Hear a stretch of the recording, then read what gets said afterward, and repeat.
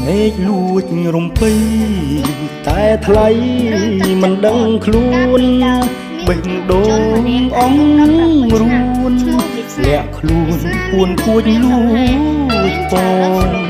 បន្ទុកជាប់គ្នាជញ្ជាំងតែមួយនឹងបងបានត្រឹមអង្គុយទល់ខ្នងលាក់បំណងមិនស្ដីបងមកពីស្រែអូនមកពីស្រែដូចគ្នាចិត្តនឹងការងារមិនរួញរាមិនថាយប់ថ្ងៃបន្ទុកជួលគេដាច់ខាសល់ប្រាំងសំចាញ់បិទត្បៀតឆ្លៀតញើកំរៃម្ដាយថ្លៃយូរថ្ងៃឆ្លៀតមុខជាប់កន្ត្រាក់ដាវរត់ទៅស្កាត់ពួកខ្មាំងវាសនាប្រយុទ្ធជាមួយសត្រូវដោយស្រែកប្រាប់ឲ្យបងរត់